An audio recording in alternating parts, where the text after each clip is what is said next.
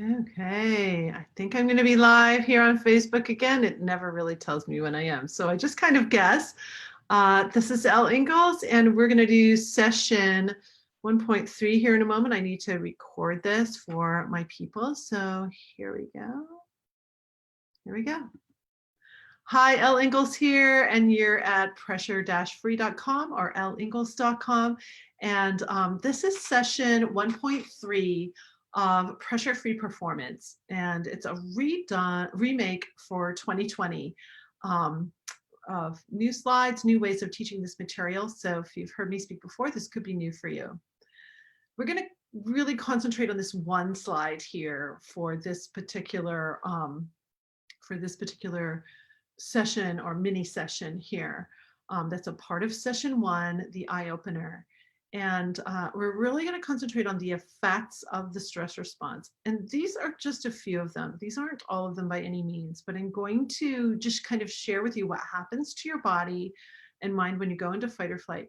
And you might not experience all of these. Maybe you only experience a few of them, but I'm sharing them all because you may see these effects in other people. And if you see these effects in other people repeatedly, I want you to reach out to them and share this with them so that they can understand why they feel what they do and what is really going on with their bodies. This could be so eye-opening for someone. When I've shared this with clients, they're just like, wow, I had no idea. It really is the eye-opener. So there are 2 floods of stress hormones, and the first flood of stress hormones that releases when you go into fight or flight are the catecholamines, and their purpose is to prepare you to fight violently or run away. That is their purpose, to protect you from a true physical attack. So when we get nervous because we're going out on stage, that's not very helpful. You'll see why in a moment. If you're getting nervous because you have a sports event, or you have a presentation at work, or you're getting married, all of these things that we are doing in our day, some are a little more intense than others, can cause us to trigger fight or flight when we really don't need to. So my job as a performance coach, a high performance coach, is to help people perform at a high level without harming themselves with the fight or flight stress response. So let's start with this catecholamine stage first. I need to credit my husband. He created this kind of cool graphic for me here. Peter Ingalls, he's a marketer. He works with Ingalls Pictures. So we've got this body over here, and this body's heart rate is starting to go up. So have you ever felt your heart rate going up and you're just sitting still? Maybe you're waiting to speak in a meeting at work, and it's getting close to your turn, and the heart rate's starting to go up, and maybe you're starting to feel your face turn a little red. So some of the things that happen here in the brain are that you suddenly can't remember things. You didn't bring your notes because you know this cold, and now you can't remember when you're called on to speak. That's because when we go into fight or flight, we shut down this cortex and hippocampus here, all the ways that we have full function of our conscious brain. This is going to shut down somewhat. We're going to go into the reptile brain, or the survival brain, more in the center of the head here. And that is where we're firing to decide what to do. We're not thinking about what's happened in the past. We're not in these areas of the brain as much. So there's a lot of change. So you can forget your statistics. You can also be very clumsy mentally, like not focused. If you feel like you have a lack of focus all the time, it's probably because you have a stress issue. You're releasing too much of these hormones. So you know how you might have social anxiety, and so you go to a new event and you're meeting people and you're forgetting their name right after you've been introduced. It's really embarrassing, and you can't believe you can't remember their name 5 seconds later, but that's only because your hippocampus can't register it.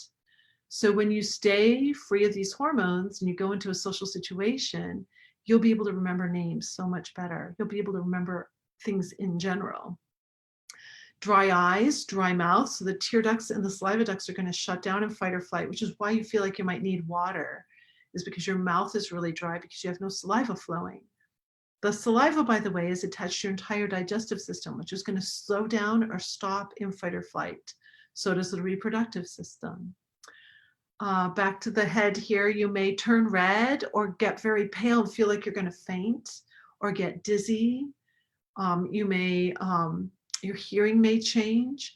Someone may be talking to you and you really don't hear it, which causes a lot of misunderstandings when it comes to your relationship goals, which we talked about last time in session 1.2. So you'll be able to hear better, and you'll also be able to see better. When we go into fight or flight, we can actually see it better peripherally, so we can see where the attack is coming from. But for some of my clients, they did that focused vision is very difficult. You can get really uncoordinated. So reflex is hyper in fight or flight. That's why if you are an athlete and you do really well in practice, but then you go to your game and you're not quite as coordinated, you're not doing quite as well, you're missing shots. That tends to be because you've spilled too much adrenaline, and now all of that is hypering. So your reflexes are hypering, you're a little shaky, your vision's a little off, your hearing's a little off. You can get really shaky and trembly too. You hold your hand out, it's like ticks in the eye, like any of that, that's a sign too of too much stress. You might perspire a lot, like big circles under the pits. Who's been there? I have. There are a lot of funny jokes about it, but it's not funny when it's happening to you. Also, your bladder and sphincter muscles relax. I've had people tell me they have like instant diarrhea, or they're constipated for days, like one or the other. Also, frequent urination, just having to go to the bathroom way too much, especially before meetings or before taking the stage to speak or anything like that. And as I mentioned, digestion slows and reproduction slows. Also, when you think about what's happening, these hormones are releasing to muster fat and glucose out of your brain cells and your extremities to bring it to the center of your body, so you have a massive amount of energy to fight or run away. So where does the fat go? Because you're just sitting still. It lines your arteries and it lines your torso. This torso fat, this belly fat, especially up in the ribs here. Different people host it in different places. Some people it's lower down in the hips. But this fat is coming to the center of the body every time we go into fight or flight, and it's building. So once the body and brain decide that the threat is over and we need to get back to normal, a second flood of hormones goes out. These are called glucocorticoids. And glucocorticoids go out to these cells that we just messed up, the brain cells and the extremities, to get the salt, sugar, and water content back to normal so that you're powered up. Does that make sense? So both of these floods of hormones are so important if you really are under attack, and they work brilliantly to counteract each other, to fix what we need to have fixed.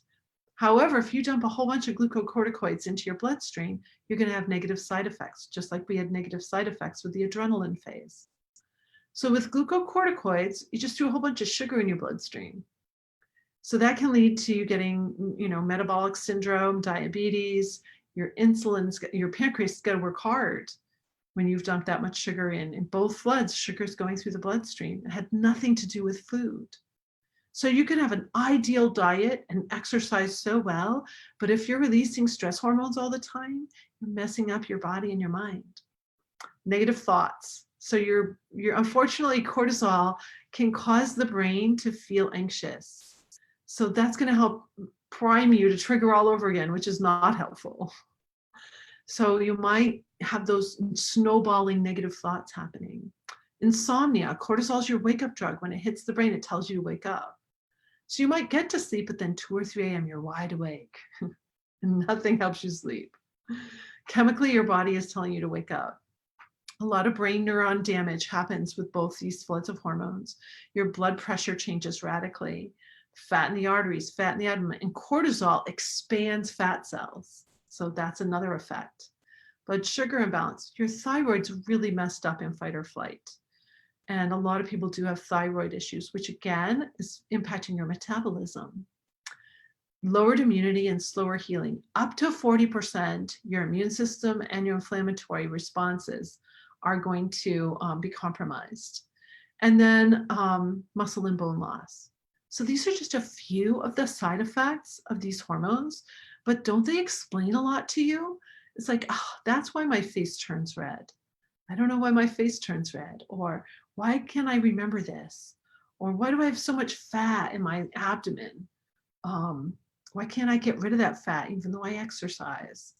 Why do I get sick? I used to get sick after every concert production. So did my conductor. We would become ill because we had worked so hard for each of these productions. So it's so cool when this can start to turn around for you using the pressure-free method. So next time, well, I'll go to my next slide here for you. So let's see. Oh yeah, I need to tell you this. This is so important. It takes males up to 9 hours to clear stress hormones out of their cells. So that's like what I call the whole stress cycle of the two floods of hormones, and you're finally free of the effects of these hormones. For females, it takes up to 24 hours. So most of us walking around on this planet are in the stress response. We're in the stress cycle. Breaking the stress cycle is what we do here at Pressure Free. The only way to stop stress from messing with you is to stop the stress cycle. Pressure Free shows you how. So in my next, in 1.4, we're going to go deep into how to stop this stress cycle and get your starter tool so you're on your way learning how to live pressure free. So wishing you a beautiful pressure free time until our next time together. And thanks so much for watching. And let's see if I can get this to actually stop this time. Thanks so much. Okay, we're going to stop live stream.